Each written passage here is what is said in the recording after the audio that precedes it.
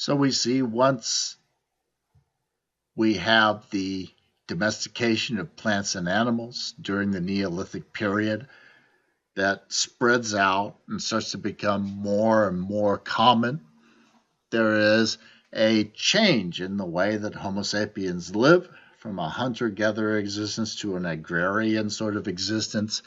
And that change creates a calorie surplus, the production of more food than is necessary for survival. This production of a calorie surplus means that more time can be devoted to the production of other goods, and that results in surpluses of other goods as well, and in the specialization of individuals, so that not everyone is spending all their time now just producing food. And because we have these surpluses now, we have at least the potential for inequality in the distribution of these surpluses. Now, once human beings start to gather together in large groups that are working collectively together to specialize in the production of certain goods and then exchange the things that they produce for other goods, we have this mesh of distribution and specialization amongst individuals who have no intimate connection to each other. And this is the basic condition that you really need, at least looking at the evidence, makes it extremely likely that you'll start to get significant inequalities in the distribution of various goods. And so the earliest three civilizations, we start to see in those civilizations the beginnings of significant inequality of basic human needs and other goods. So when we think about the great civilizations, when we think about the beginning of this period that would have the conditions that are necessary for significant inequality, anything that would lead to something like people living in poverty in comparison to other people. The earliest of these civilizations is the Mesopotamian civilization, sometimes referred to as the Tigris and Euphrates River Valley civilization. It's thought to be the earliest of the great civilizations. It's dated back to about 3500 BCE.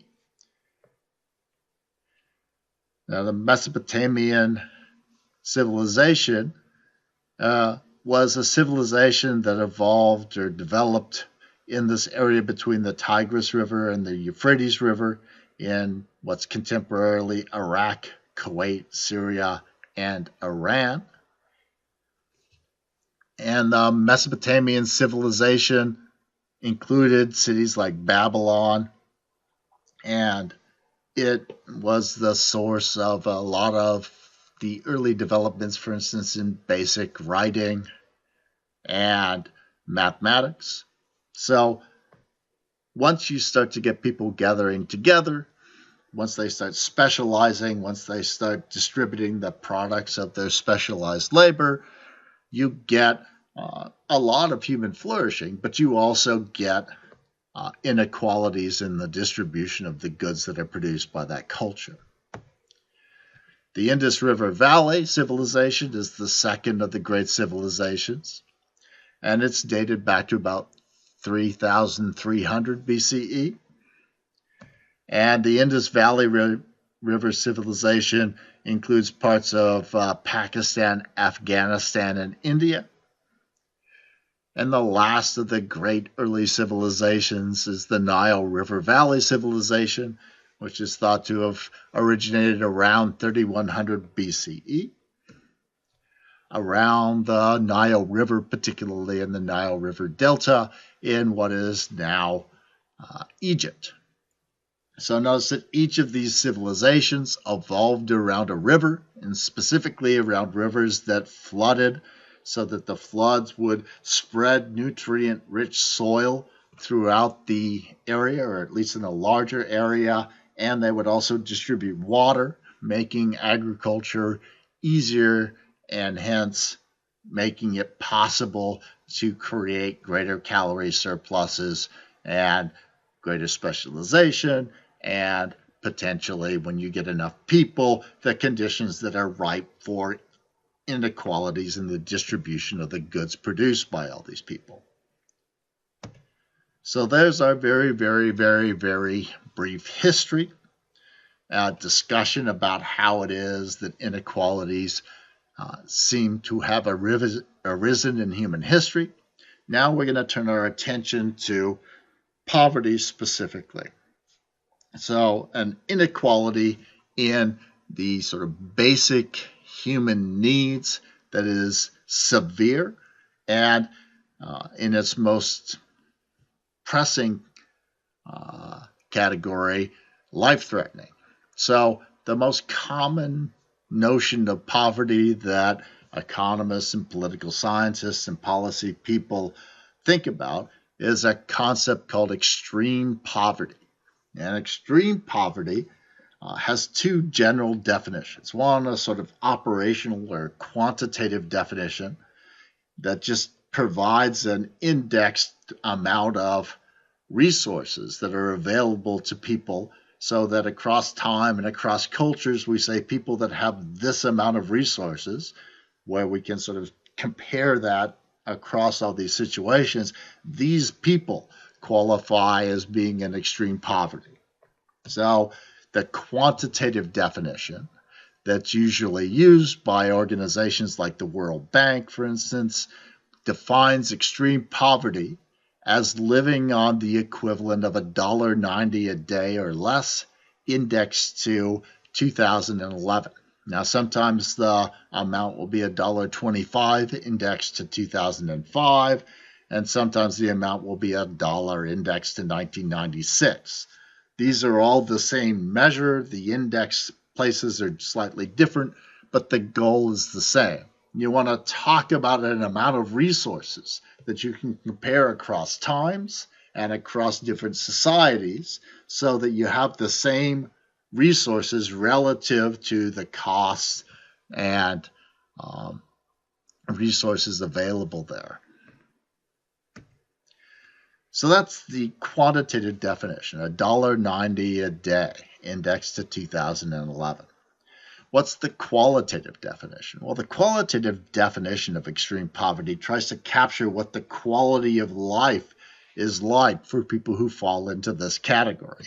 And it's more complex and nuanced than the single simple number. The single simple number is easy to measure and to understand, but the qualitative definition provides us with a better understanding of what poverty means to the people who are in poverty. And so $1.90 a day represents the level of resources below which people will experience prolonged, severe insecurity with regard to several basic human needs.